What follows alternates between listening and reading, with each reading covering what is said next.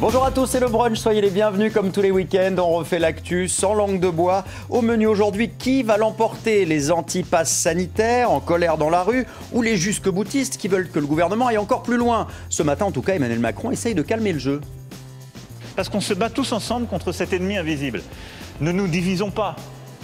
Alors ce bras de fer politico-sanitaire va-t-il continuer? On va en débattre en plateau et on lira tous vos messages. On fera aussi le point sur les conséquences du pass sanitaire sur l'économie et si ça plombait la reprise.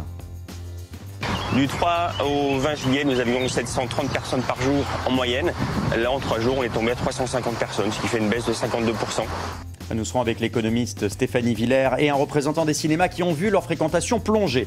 Et pendant ce temps, la vie politique continue, en tout cas essaye. Qui sera le candidat de la droite en 2022? Ils sont de plus en plus nombreux. Xavier Bertrand refuse toujours la primaire. Valérie Pécresse, elle, vient de se lancer. Je suis candidate à la présidence de la République pour restaurer la fierté française.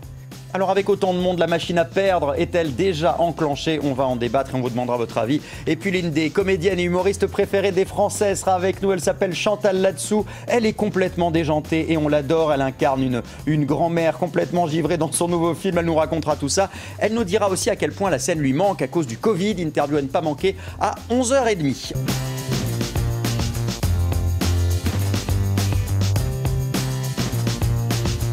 Soyez donc les bienvenus dans le brunch, on est ravis de vous retrouver 10h midi pour refaire l'actu sans langue de bois avec dans l'équipe du brunch un petit nouveau que nous avons le plaisir d'accueillir ce matin, Jad Zahab, bienvenue. Bonjour. Vous êtes essayiste, auteur du livre Retrouver la République, c'est au Cherche Midi. L'avocat Bertrand Perrier. Bonjour Christophe. Toujours fidèle au poste. Mais la dernière fois. Mais pour la dernière fois, mais on va bien en profiter jusqu'au bout, je vous le garantis. Julien Bargeton est également avec nous. Bienvenue, vous êtes sénateur La République En Marche de Paris. Bonjour. Et David Guiraud, bienvenue également, porte-parole jeunesse de la France Insoumise.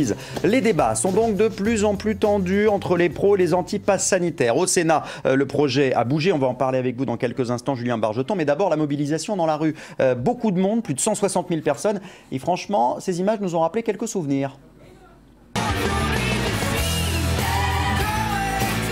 Et oui, le gilet jaune est-il de retour? C'est la question qu'on se pose. Ces troubles près des Champs-Élysées, ces charges de CRS, des manifestants qui ont essayé d'approcher de l'Arc de Triomphe. Avec ces images, évidemment, c'est le spectre du retour des gilets jaunes, même si ça n'est pas le même mouvement. On ne veut pas faire forcément de comparaison. En revanche, là, les images, elles vous rappellent, j'imagine, de mauvais souvenirs, Julien Bargeton. Merci à tous d'avoir été avec nous. Merci à Bertrand Perrier. Ça a été vraiment, Bertrand, un bonheur et un honneur de travailler avec vous toute la saison. Christophe. Car c'est la dernière du brunch aujourd'hui. Et croyez-moi, c'était un plaisir. Vous allez me manquer à partir de l'année prochaine. Je serai toujours là le week-end, mais on se retrouvera plus tôt. Il va falloir mettre votre réveil. 6h, 9h aux côtés d'Anne-Chloé Beauté pour la matinale du week-end. Merci Jad Zahab d'avoir été avec nous aujourd'hui. Merci également à Camille Voisin de m'avoir aidé à préparer cette émission et à l'excellent Maxime Delahousse qui va continuer à travailler tout l'été. Bon courage Maxime. Les équipes de programmation de Muriel Mesnier et Gab et tous nos camarades en régie, les gens de la régie sans qui nous ne serions rien et qu'on salue et qu'on embrasse très fort parce que c'est pas évident, hein, LCI ça enchaîne, hein, il y a beaucoup d'émissions, il faut réussir à garder le rythme. Merci en tout cas à tous ceux qui sont fidèles à LCI et croyez-moi LCI ne s'arrête pas car l'actualité ne s'arrête pas tout l'été. Nous on se retrouve à la rentrée. Ciao.